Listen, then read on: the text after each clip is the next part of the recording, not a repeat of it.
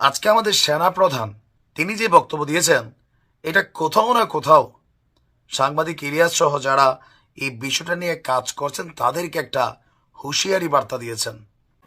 সম্মানিত দর্শক, আসসালামু আলাইকুম। আরেকটি নতুন এবং গুরুত্বপূর্ণ ভিডিওতে আপনাদের স্বাগত। তাই না টেনে পুরো ভিডিওটা দেখার অনুরোধ রইল। সালামু আলাইকুম। বিডিআর হত্যাকাণ্ড বাংলাদেশের ইতিহাসে খুবই ন্যাক্কারজনক একটা অধ্যায়। তো সেই অধ্যায়টা নিয়ে আমরা দেখলাম যে গেল কয়েক মাস যাবৎ সাংবাদিক ইলিয়াস তিনি কাজ করছেন। ইভেন অনেক বিডিআর সদস্যকে মিথ্যা মামলা দিয়ে জেলে রাখা হয়েছে। আর এটা ব্যাপারে ইনভেস্টিগেশন, ভারতের রয়ের কানেকশন, আমাদের সেনাবাহিনীর কিছু কর্মকর্তাদের কানেকশন সহ নানান তথ্য দিচ্ছেন আমাদের সাংবাদিক ইলিয়াস। আর এটা নিয়ে আপনারা জানেন যে কমিশনও গঠন হয়েছে। বাট আজকে আমাদের সেনা প্রধান তিনি যে বক্তব্য দিয়েছেন, এটা কোথাও না কোথাও সাংবাদিক ইলিয়াস সহ যারা এই বিষয়টা নিয়ে কাজ করছেন তাদেরকে একটা হুঁশিয়ারি বার্তা দিয়েছেন। স্বাভাবিক শান্ত স্বভাবের একজন মানুষ হচ্ছেন আমাদের সেনাপ্রধান জেনারেল ওয়াকারুজ্জামান। তো বাংলাদেশের সার্বিক পরিস্থিতি নিয়ে কথা বলার পাশাপাশি আজকে তিনি বিডিআর নিয়ে খুবই স্পষ্ট একটা বক্তব্য দিয়েছেন। তিনি বলছেন যে একটা জিনিস আমাদের মনে রাখতে হবে, এই বর্বরতা কোনো সেনা সদস্য করে নাই। সম্পূর্ণ ঘটনাটা বিডিআর দ্বারা সংগঠিত, মানে আজকের যারা বিজিবি, ফুল স্টপ। এখানে কোনো ইফ এবং বাট নাই। এখানে যদি ইফ এবং বাট আনেন, এই যে বিচারিক কার্যক্রম এতদিন ধরে হয়েছে, 16 বছর 17 বছর যারা জেলে আছে তারা কনভিক্টেড, সেই বিচারিক প্রক্রিয়া ব্যাহত হবে।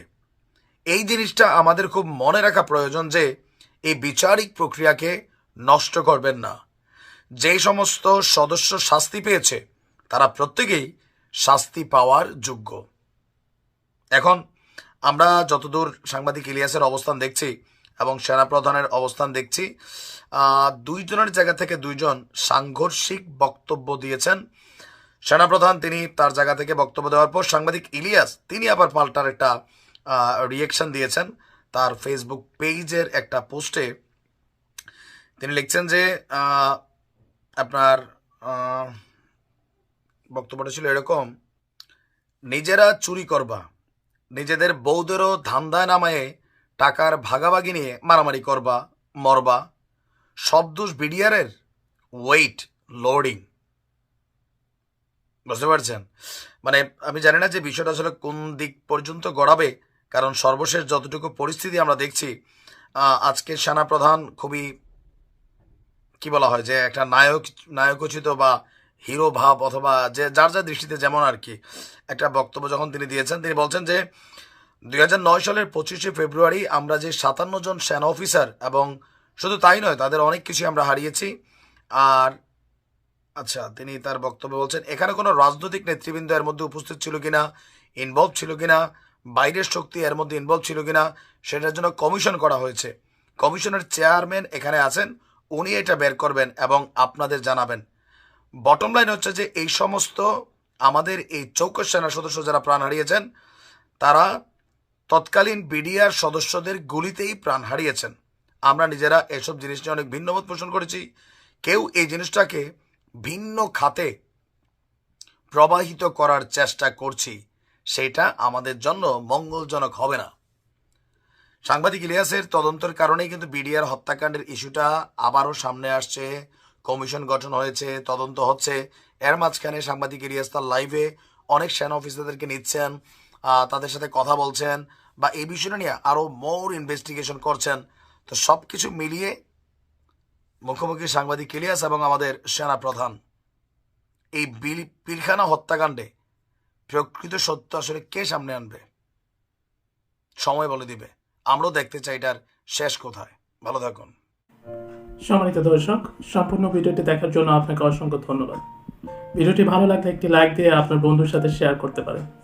সেই সাথে আপনার গুরুত্বপূর্ণ মতামত আমাদের কমেন্ট বক্সে জানিয়ে দিতে পারেন।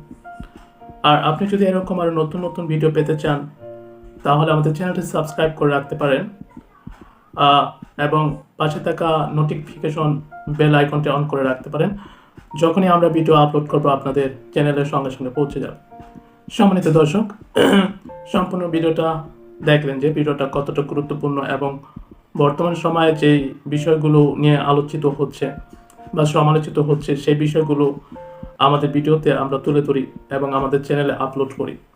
তাই এরকম গুরুত্বপূর্ণ তথ্যগুলো পাওয়ার জন্য আমাদের চ্যানেলকে সাবস্ক্রাইব করে রাখতে পারেন।